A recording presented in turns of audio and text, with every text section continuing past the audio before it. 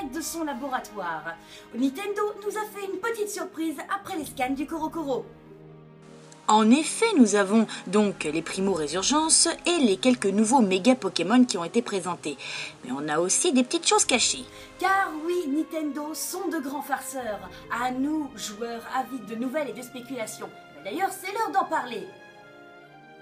Durant le trailer, on peut voir ces 4 Pokémon. Pour le reste des Pokémon présentés, leurs méga évolutions sont déjà confirmées ou quasiment. Roigada déjà. Nous savons que Nintendo a révélé Mega Flagados et nous a donné un petit espoir un petit peu plus tard en laissant une phrase qui pouvait faire supposer un méga Roigada. Et là on a qui? Roigada. Coïncidence? Ça je ne pense pas.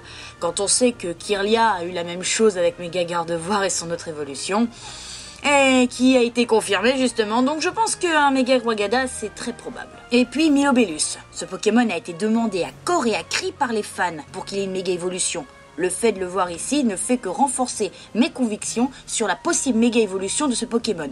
De plus, il est un Pokémon emblématique de la région de Hoenn. Je pense donc pouvoir affirmer sans me tromper que nous avons ici un teaser de ce qui sera les prochains Pokémon présentés avec des méga évolutions.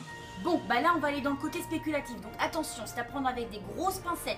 Ce sont des suppositions, je ne sais pas si ça va tomber comme ça, si ça va être réel, mais dans Pokémon, tout est possible. Voici donc nos 2 énigmes, déjà présentées avec des méga évolutions, alors que d'habitude les méga évolutions dans les trailers ont tendance à se taper entre eux, les voir ici sont une interrogation de plus. Alors, méga ou pas ? Déjà voir ce qui pourrait le faire justement méga évoluer. Déjà, c'est le Pokémon de Damien, l'un des membres du Conseil des 4. Il y avait déjà eu un débat sur le bracelet de celui-ci, savoir s'il serait un objet de méga évolution ou non.